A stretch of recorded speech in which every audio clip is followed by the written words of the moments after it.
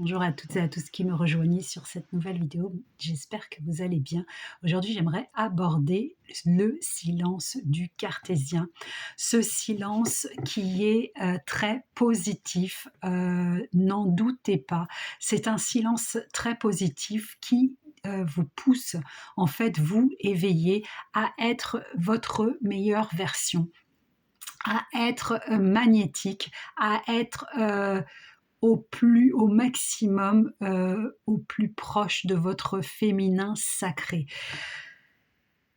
Ce masculin a pour place dans la connexion, ce cartésien, on va dire, a une place dans cette connexion de flamme jumelle, de leader, parce que ici nous sommes sur Terre. Ici nous sommes sur Terre et donc il est dans le concret, dans ce que l'on voit, dans ce que dans entre guillemets la réalité, puisque en fait pour moi ce n'est pas ici la Terre la réalité, mais nous vivons quand même dans cette réalité et ce cartésien euh, bosse dans le concret, bosse dans cette réalité. Il est là pour nous pousser jusqu'à notre plus belle version, je le répète. Et nous, en tant qu'éveillés, nous dirigeons le côté spirituel grâce à notre éveil spirituel. Euh, être au maximum connecté avec son féminin sacré va pousser le cartésien à passer à l'étape suivante, c'est-à-dire l'étape où il va vous recontacter. Mais si vous le pourchassez sans cesse, si vous envoyez un message par-ci, par-là, il n'aura pas ce message du divin pour aller de l'avant.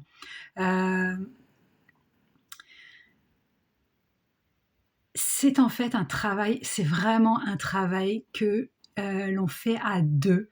Même s'il y en a un qui n'est pas conscient, il reçoit en fait les codes de l'univers euh, sans en prendre conscience ici sur Terre, mais il reçoit les codes en temps et en heure. Ça s'appelle le timing divin. Vous le connaissez tous.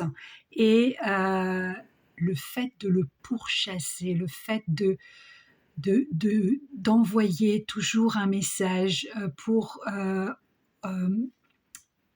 reprendre la connexion ne va pas vous aider parce que constamment vous allez en fait refaire une boucle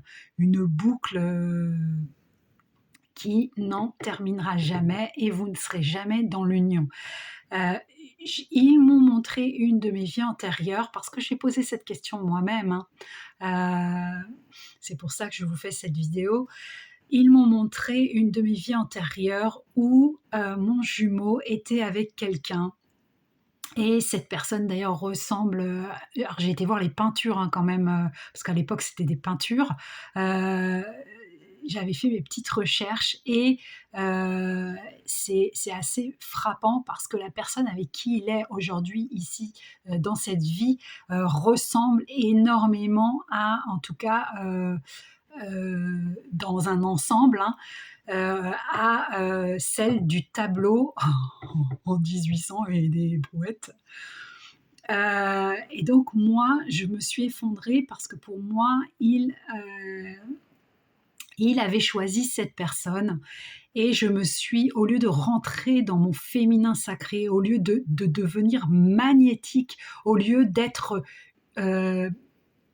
la personne qu'il attendait de voir, ils attendent que l'on s'éveille au magnétisme, à l'attraction. Nous sommes les réceptacles de l'union et eux sont les leaders de cette union. Ils mènent la danse inconsciemment et nous recevons, nous recevons plus clairement qu'eux en fait. Nous sommes les réceptacles de l'union. Je ne sais pas comment vous l'expliquer. Il me le montre hein, comme des capteurs. Et donc pour cela, il faut être magnétique, il faut être dans son féminin sacré, être magnétique. Vous savez tous ce que c'est être magnétique. Donc, à partir du moment où vous êtes magnétique, le masculin, c'est son rôle de revenir. Il reviendra à vous, le cartésien reviendra à vous parce que vous avez réussi la mission d'être magnétique. Moi, dans la vie antérieure qui m'ont donné, qui m'ont permis de voir, je m'effondre complètement et je me laisse complètement aller à la folie, complètement... je me nourris plus, je deviens très très maigre et évidemment je meurs. Donc, ne vous laissez pas abattre. Devenez magnétique, devenez qui vous êtes, devenez les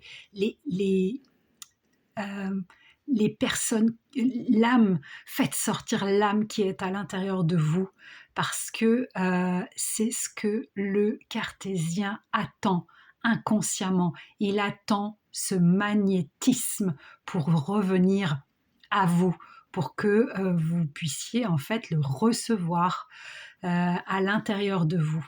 Voilà, j'espère que ça vous a aidé et je vous dis à très bientôt.